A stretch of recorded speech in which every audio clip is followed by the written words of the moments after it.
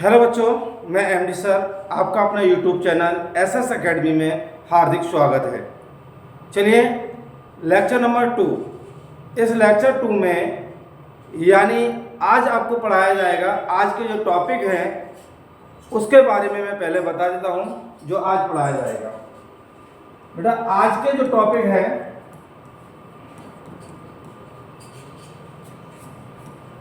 Topic number 1, first topic जो है आपका वह है आज आवेश उत्पत्ति का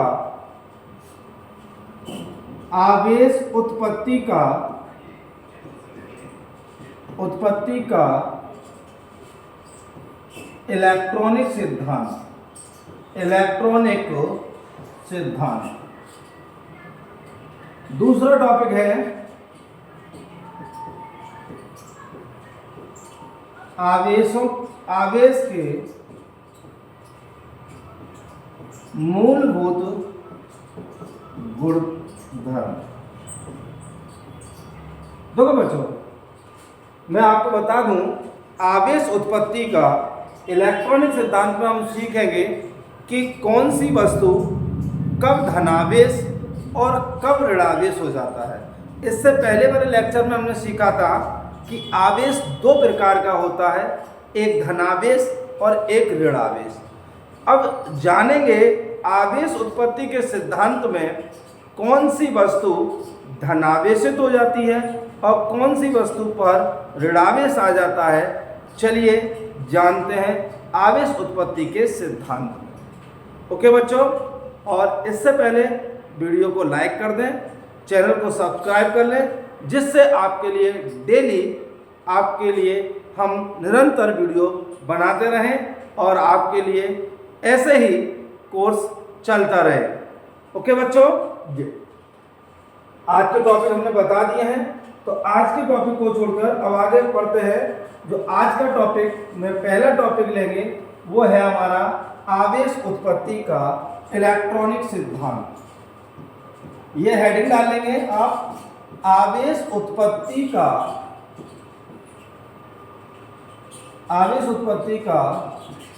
इलेक्ट्रॉनिक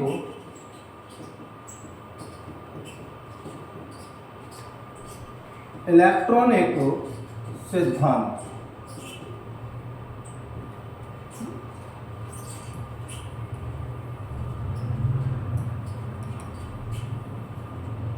आवेश उत्पत्ति का इलेक्ट्रॉनिक सिद्धांत में बच्चों हम सीखेंगे, क्योंकि जो कोई भी पदार्थ की बात करते हैं, परमाणु की बात करते हैं, तो हम जानते हैं कि प्रत्येक पदार्थ यानी परमाणु है वो सूक्ष्म कणों से मिलकर बना होता है।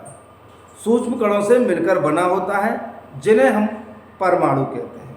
चलिए हम लिखते भी चलते हैं, साथ साथ है लिखते चलते हैं। प्रत्येक पदार्थ सूक्ष्म कणों से मिलकर बना होता है, सूक्ष्म कणों से मिलकर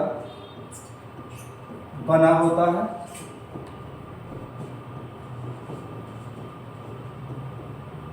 जिसे परमाणु कहते हैं,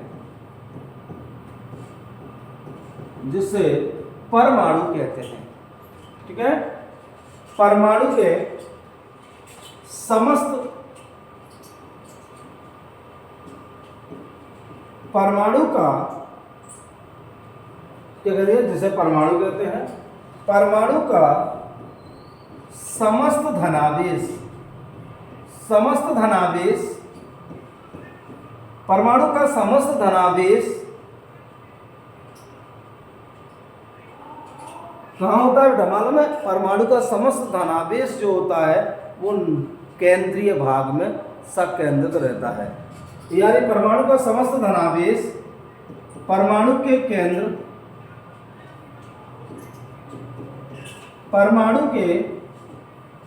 केंद्रीय भाग में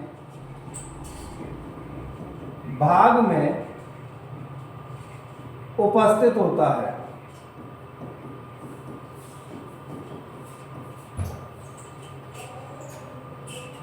केंद्रीय भाग में उपस्थित होता है, जिसे नाविक कहते हैं, नाविक कहते हैं।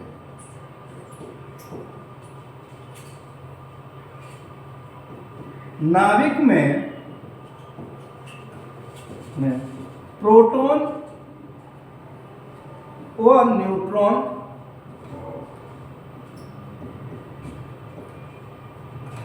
नाविक में प्रोटॉन और न्यूट्रॉन दोनों उपस्थित होते हैं या संकेंद्रित होते हैं।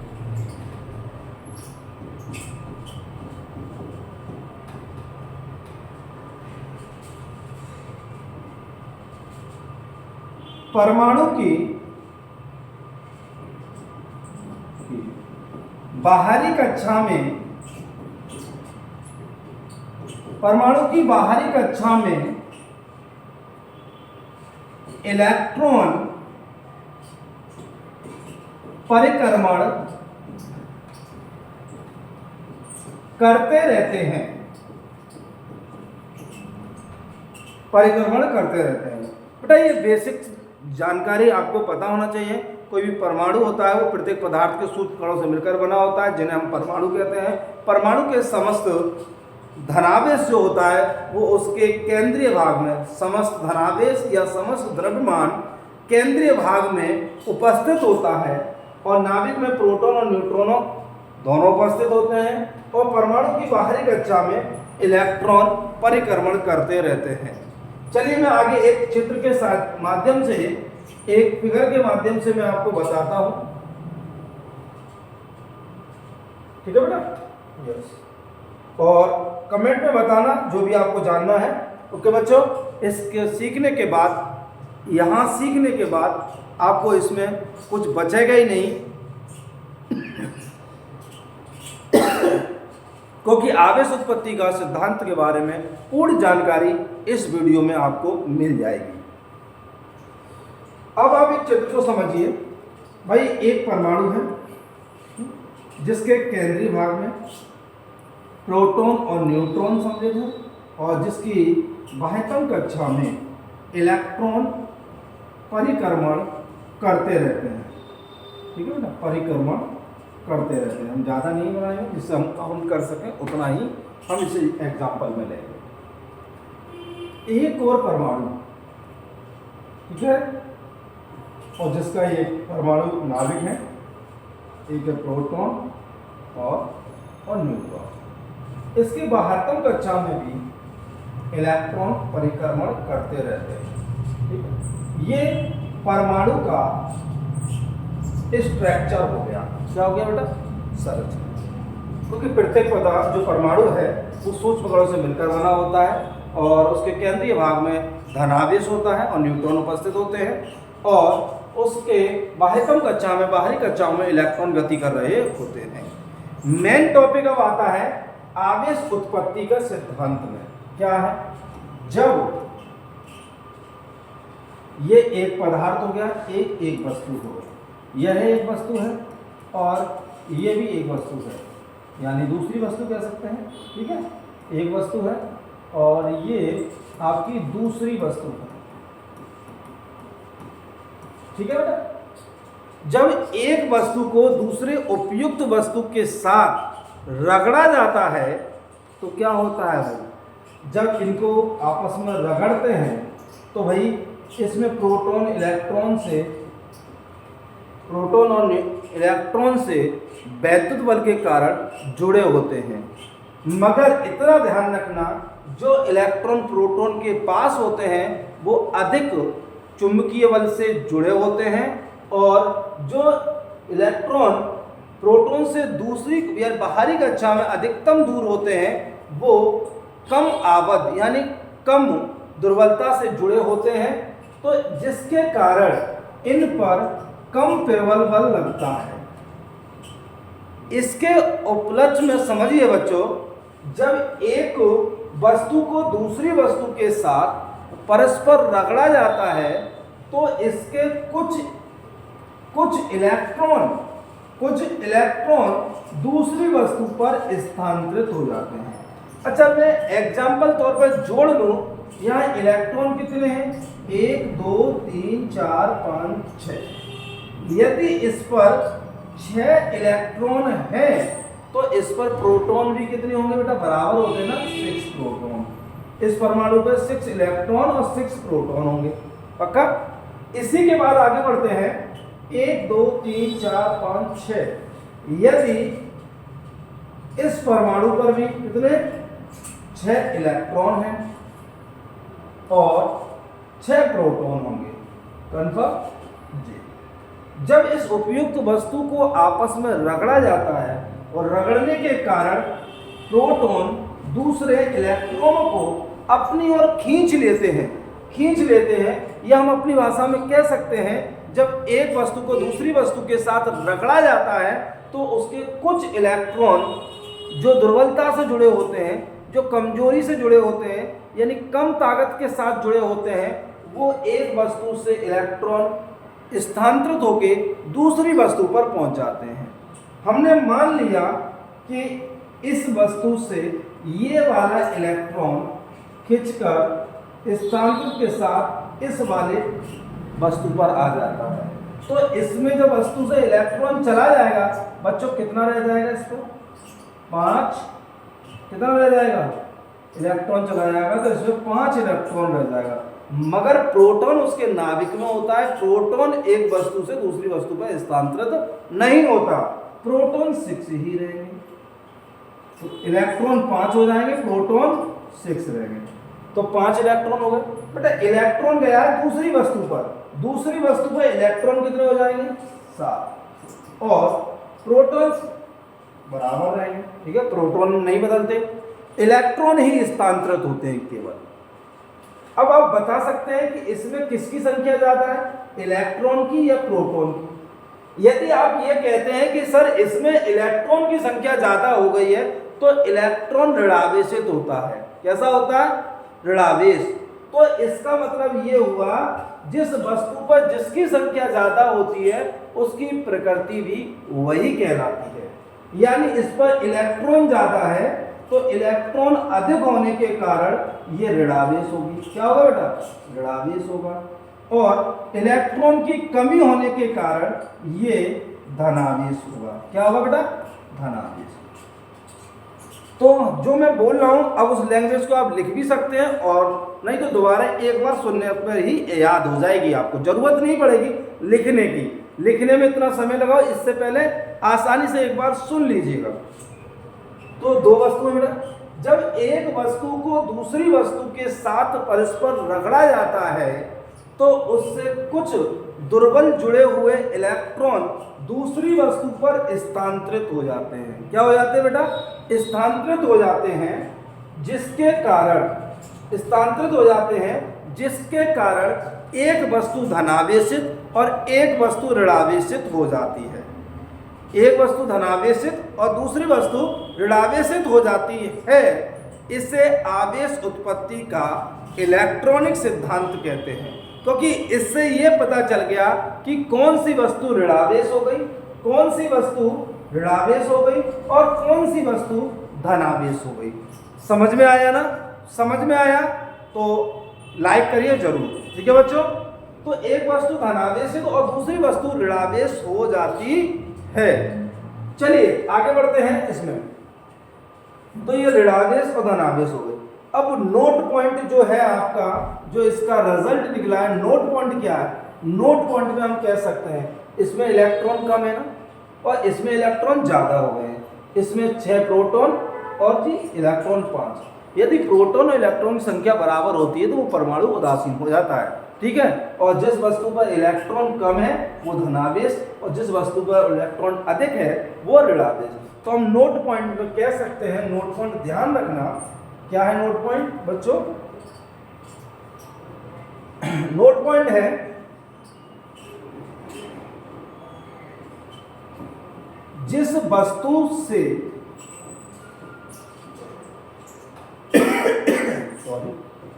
जिस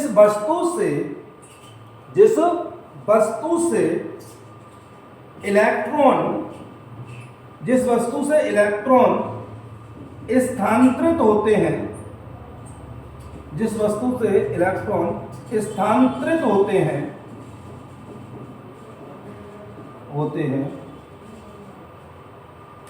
जिस वस्तु से इलेक्ट्रॉन स्थान किससे हो गए, इससे निकल गए। जिस वस्तु से इलेक्ट्रॉन स्थानांतरित होते हैं तो इलेक्ट्रॉनों की कमी के कारण, किसके कारण, ध्यान रखना, नोट करना, इलेक्ट्रॉन की कमी के कारण वस्तु धनावेशित हो जाती है। कैसी हो जाती है बेटा, धनावेशित हो जाती है। तो हम कह सकते हैं कि जिस वस्तु से इलेक्ट्रॉन निकल जाते हैं या इलेक्ट्रॉनों की कमी हो जाती है वो वस्तु क्या कहलाती है, धनावेशित हो जाती है। ओके बच्चों, इसी के साथ बढ़ते हैं, इसी नोट पॉइंट का दूसरा पॉइंट है। दूसरा पॉइंट क्या है, सेकंड पॉइंट क्या है इसका, सेकंड पॉइंट ये है, जिस वस्तु पर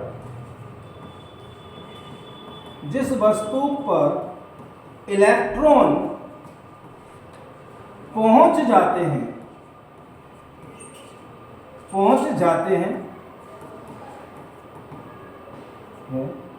तो इलेक्ट्रॉनों की अधिकता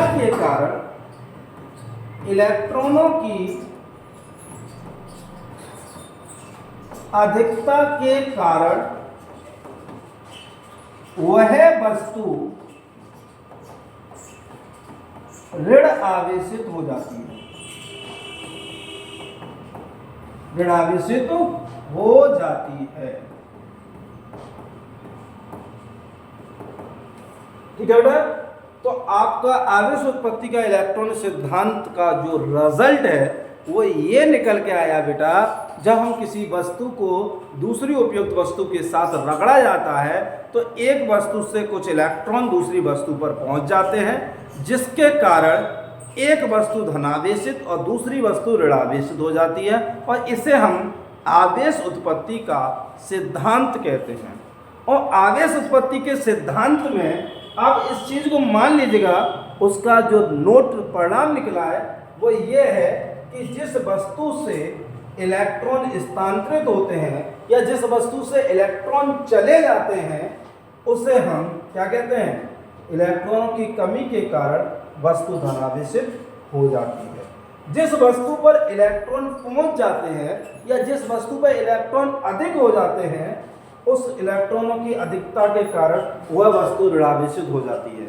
ओके बच्चों, यस, वीडियो को लाइक कीजिए। चलिए अपने अगले टॉपिक के लिए बढ़ते हैं। अगला टॉपिक आपका क्या है, अगला टॉपिक जो है हमने बताया था आवेश उत्पत्ति का सिद्धांत, तो ये वाला आपका टॉपिक हो चुका है संपूर्ण तरीके से। अब हम बढ़ते हैं आगे। ठीक है, आगे में क्या है, आगे जो है उसके दूसरे में पॉइंट में हम बता दें आपको, दूसरा टॉपिक जो है वो है आवेशों के मूलभूत गुणधर्म।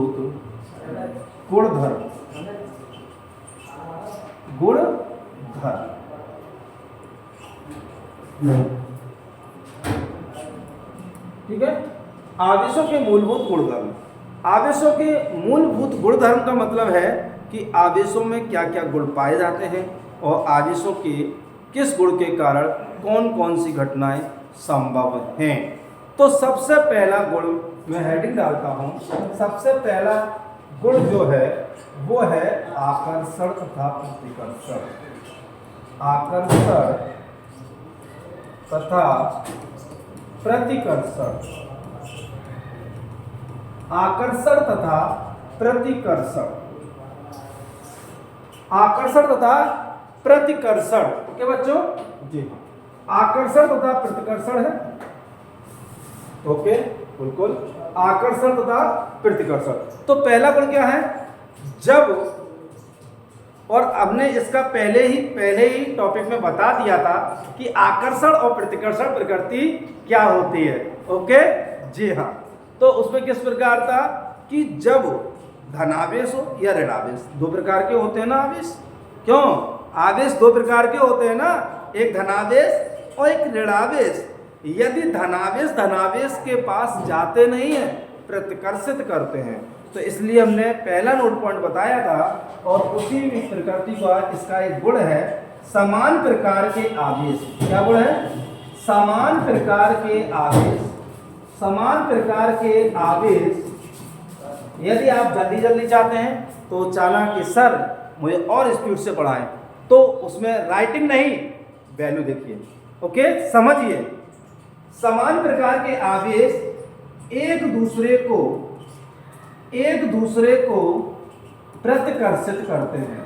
प्रतिकर्षित करते हैं। ओके, क्या करते हैं? प्रतिकर्षित करते हैं। ठीक है, चलो इसको हटाते हैं, इसका अभी काम नहीं है ना जी, बिल्कुल। हाँ, तो समान प्रकार के आवेश एक दूसरे को प्रतिकर्षित करते हैं, चाहे वो धनावेश धनावेश हो, चाहे ऋणावेश ऋणावेश हो। इनके पास में लाओगे तो ये एक दूसरे को दूर भेजते हैं, धक्का मारते हैं, और दूर भेजने का मतलब होता है प्रतिकर्षित। जबकि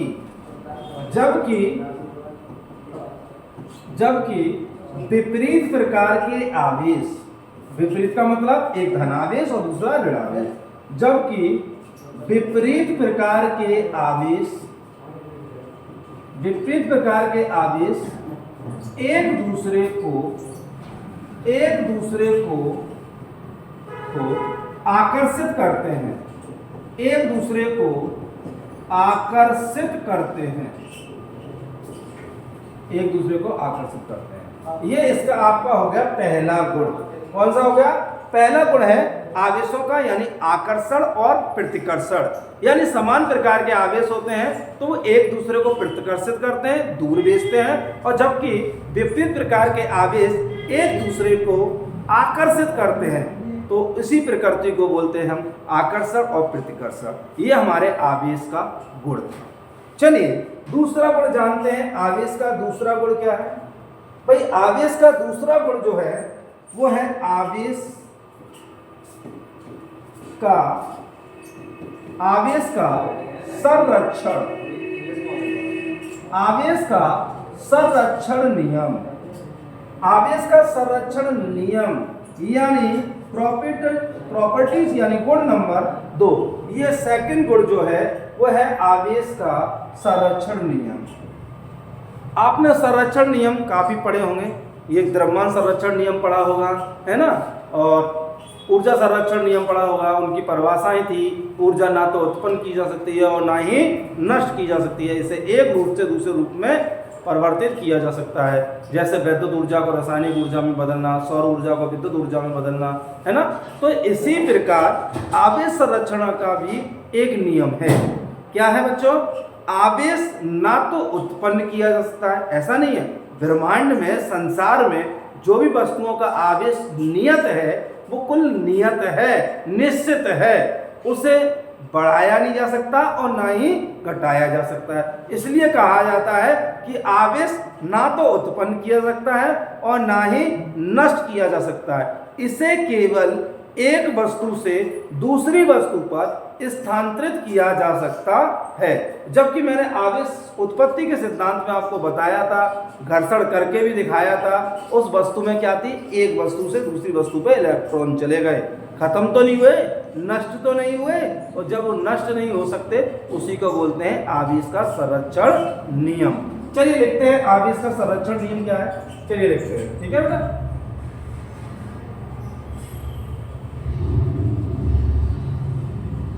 आवेश संरक्षण का नियम क्या है? आवेश को ना तो उत्पन्न किया जा सकता है, उत्पन्न किया जा सकता है। आवेश को ना तो उत्पन्न किया जा सकता है और ना ही नष्ट किया जा सकता है,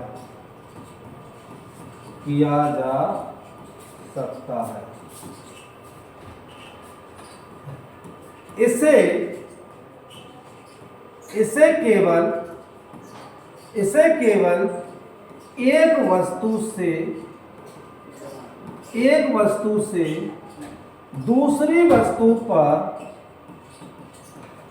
दूसरी वस्तु पर स्थानांतरित किया जा सकता है। स्थानांतरित किया जा सकता है। ठीक है, इसे केवल एक वस्तु से दूसरी वस्तु पर स्थानांतरित किया जा सकता है, क्योंकि हमने पहले ही बता दिया कि ब्रह्मांड का समस्त आवेश एक नियत होता है, निश्चित होता है, तो उससे ना बढ़ सकता है ना उससे घट सकता है, बस केवल एक वस्तु से दूसरी वस्तु पर स्थानांतरित हो जा सकता है। और आवेशन की भी विधियां हम बता दें। आवेशन की 3 विधियां होती हैं, एक घर्षण द्वारा आवेशन, और एक चालन द्वारा आवेशन, और तीसरा है आपका प्रेरण द्वारा आवेशन। तो घर्षण द्वारा आवेशन के बारे में मैं आपको दिखाया था कि घर्षण द्वारा कैसे आवेश उत्पत्ति होती है, तो वही घर्षण द्वारा आवेशन का उदाहरण होता है। तो चलिए आगे बढ़ते हैं। आगे हम मेरा अभी टॉपिक जो चल रहा है वो चल रहा है आवेशों के मूलभूत गुण। ओके बच्चों, यस। चलिए इसी के साथ बढ़ते हैं अगले गुण के लिए। अगला गुण क्या है, यानी आपके 2 गुण हो चुके हैं, तीसरे गुण के लिए चलते हैं। आपने नहीं लिखा हो तो आप स्क्रीनशॉट ले लीजिएगा। ओके बच्चों, स्क्रीनशॉट ले लीजिएगा।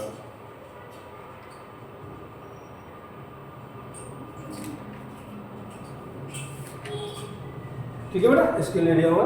तो जैसे एग्जाम्पल तौर में आप जानते हो, जब कांच की छड़ को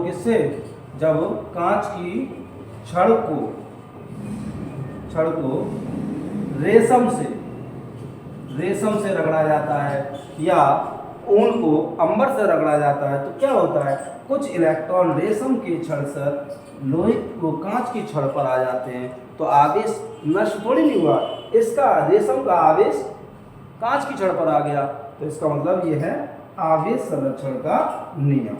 ठीक है, इसी के साथ बढ़ते हैं गुण नंबर 3, यानी तीसरा गुण क्या है, यस। चलिए नेक्स्ट गुण देखते हैं। नेक्स्ट गुण है आवेशों का योज्यता नियम। कौन सा है बच्चों, यस बिल्कुल, बहुत अच्छे। क्या है, आवेशों का योज्यता नियम। योज्यता का मतलब होता है योगफल से। तो हम लिखते हैं, गुण की हेडिंग लिख देते हैं पहले, वैद्युत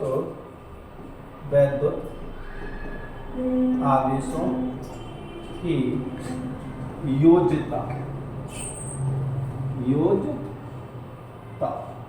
यानी इसका मतलब है कि वैद्युत आवेशों को जोड़ा और घटाया जा सकता है, यानी वैद्युत आवेशों का योगफल किया जा सकता है। यानी हम ये भी कह सकते हैं कि किसी अलग अलग विभिन्न अवयवों का आवेश को जोड़कर एक निश्चित आवेश या जोड़कर कुल आवेश के रूप में हम जोड़ सकते हैं या योगफल कर सकते हैं, और उसी को बोलते हैं आवेश की योज्यता का नियम। ठीक है बच्चों, यस। चलिए लिखते हैं, जी बिल्कुल लिखते हैं।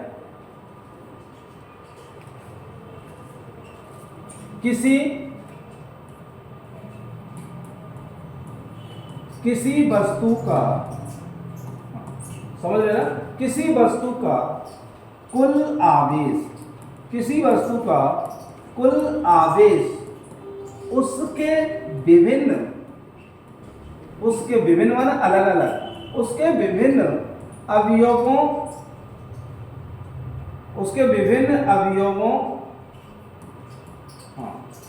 किसी वस्तु का कुल आवेश उसके विभिन्न अवयवों पर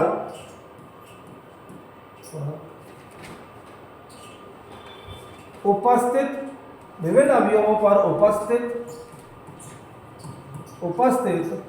आवेश के योग के बराबर होता है।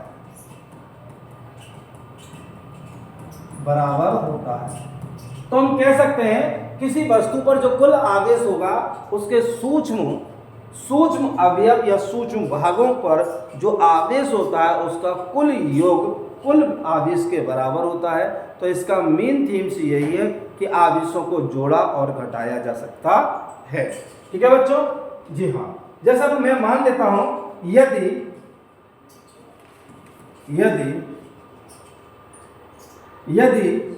विभिन्न यदि विभिन्न अवयवी कण, या हम कह सकते हैं यदि विभिन्न अवयवी कण n है, कितने, यदि विभिन्न अवयवी कण n है, जैसे माना कौन कौन से, Q1 है प्लस Q1 है प्लस Q2 है प्लस माइनस Q3 है डॉट डॉट डॉट Qn आवेश, ठीक है। तो इनका योज्यता का नियम क्या होगा कि कुल आवेशों का योग इनके विभिन्न विभिन्न अवयवों के योग के बराबर होगा। तो कुल आवेश के लिए हम कैपिटल Q, कुल आवेश के लिए, तो कुल आवेश किसी पदार्थ या किसी वस्तु का कुल आवेश तभी हो सकता है उसके सूक्ष्म अवयव के योग के बीजगणित योग के बराबर होता है, बीजगणित योग के बराबर होता है। तो हम लिख सकते हैं प्लस Q1 प्लस Q2 और ये आ जाएगा प्लस माइनस Q3, क्योंकि आवेश एक अदिश राशि है, इन्हें चिन्ह सहित जोड़ेंगे और चिन्ह सहित ही जोड़ घटाव करेंगे, ठीक है। तो ये आपका फॉर्मूला निकल के आया है कि Q इक्वल बराबर Q1 plus Q2 minus Q3 plus dot dot dot dot Qn, यानी आवेशों पर यदि n कण भी हैं तो इन्हें इसी प्रकार जोड़ा और घटाया जा सकता है।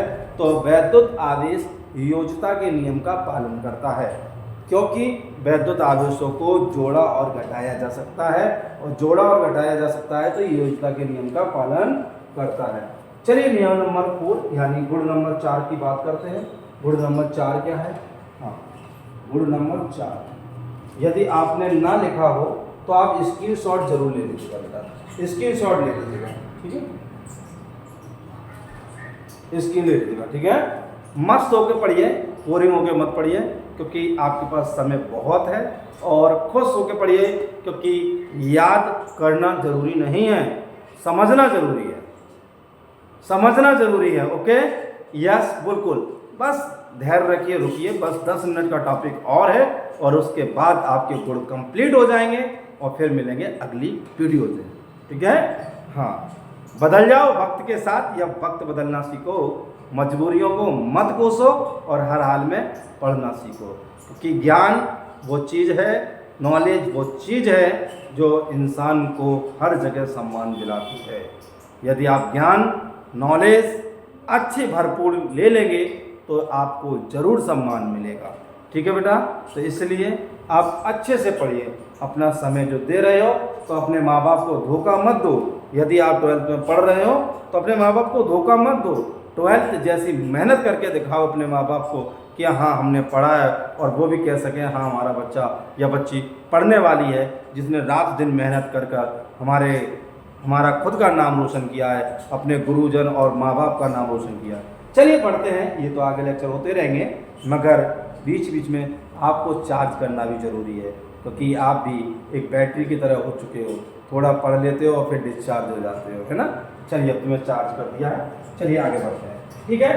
यस, अब वो, हाँ, अब अगला जो गुण है वो है आवेश का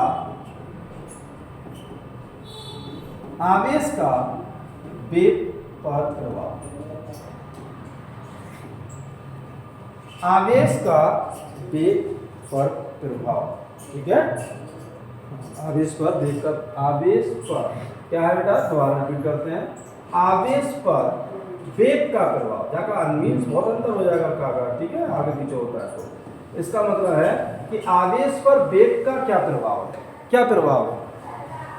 तो इस पॉइंट में यह बताया जा रहा है कि आवेश गतिमान हो या स्थिर, है ना, आवेश रुका हुआ हो चाहे गतिमान हो, आवेश वेग पर निर्भर नहीं करता, यानी आवेश को हम गतिमान कर दें तो उसकी वैल्यू कम ज़्यादा नहीं होती, स्थिर रख दें तो आवेश उतना ही रहेगा जितना गतिमान में है। यदि एक पेन का आवेश हमने मान लें कि ये इस पर 2 कूलम आवेश है, और यदि मैं इसे गति में उछाल दूं और उसके बाद देखूं कि इसका गति करते समय क्या इसका आवेश कम हुआ, नहीं, इसलिए कहा गया है आवेश वेग पर निर्भर नहीं करता है, चाहे आवेश स्थिर हो चाहे गतिमान, आवेश का मान नियत रहता है। तो ये क्या पूछ रहा है, आवेश पर वेग का प्रभाव क्या है। ठीक है, किसी वस्तु पर आवेश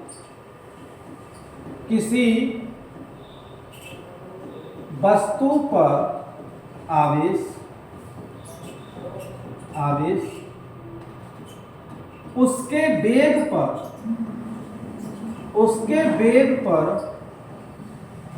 निर्भर नहीं करता है, उसके वेग पर नहीं करता।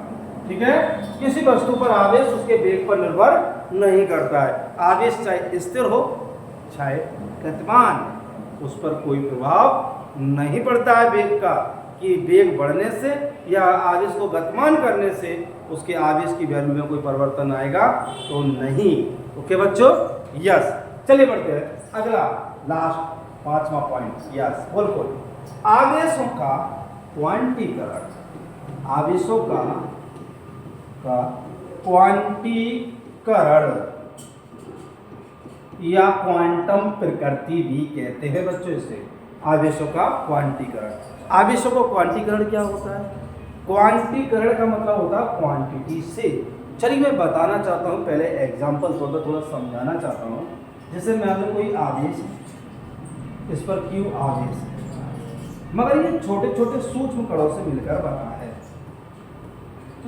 और प्रत्येक जो कण है वो समान है, यानी छोटे छोटे इलेक्ट्रॉनों से मिलकर बना है। तो किसी वस्तु पर जो आवेश होता है वो एक मूल आवेश का गुणक पाया जाता है। जैसे मैं एग्जांपल तौर पे कहूँ कि यदि मेरे पास तौलने के लिए, मापने के लिए यदि सबसे छोटी इकाई वजन की बात करें या पैसे की बात करें, तो मेरे पास सबसे छोटी इकाई 1 रुपया है। कितना है? 1 रुपया। तो जब हम 100 का नोट होगा तो उसमें 1 रुपये के कितने भाग होंगे, 1-1 रुपये के कितने खुले हो सकते हैं।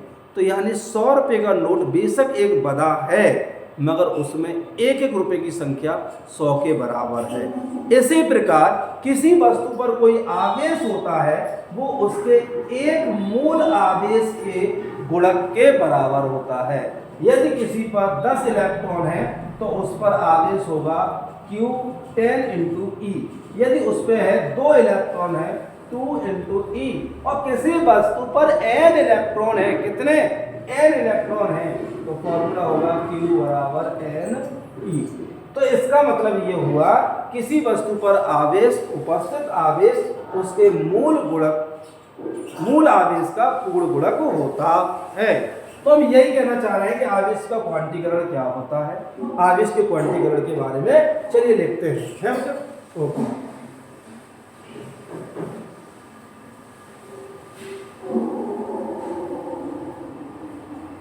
प्रत्येक आवेशित वस्तु जितनी भी कोई आवेशित वस्तु है, प्रत्येक आवेशित वस्तु पर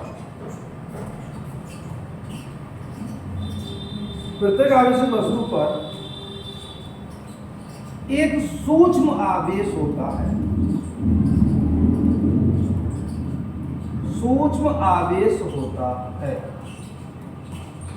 जिसे